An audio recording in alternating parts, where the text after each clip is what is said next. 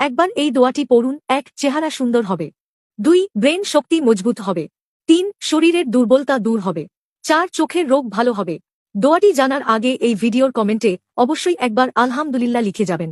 আর এই দোয়াটি যত পারেন শেয়ার করবেন, কারণ আপনার একটি শেয়ারে যদি কোনো মুসলমান এই দোয়াটির উপর আমল করা শুরু করে, তাহলে তার সওয়াব আপনার আমলনামায়ও যোগ হবে ইনশাআল্লাহ। দোয়াটি হল সুবহানাল্লাহিল আজিম ওয়া বিহামদিহি ওয়ালা হাওলা ওয়ালা কুওয়াতা ইল্লা বিল্লাহ। একবার এই দোয়াটি পড়ুন। ১. চেহারা সুন্দর হবে। ২. ব্রেন শক্তি মজবুত হবে। ৩. শরীরের দুর্বলতা দূর হবে। ৪. চোখের রোগ ভালো হবে। দোয়াটি জানার আগে এই ভিডিওর কমেন্টে অবশ্যই একবার আলহামদুলিল্লাহ লিখে যাবেন।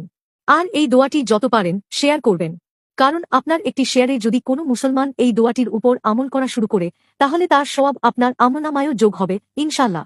দোয়াটি হল সুবহানাল্লাহিল আজিম ওয়া বিহামদিহি ওয়ালা হাওলা ওয়ালা কুওয়াতা ইল্লা বিল্লাহ।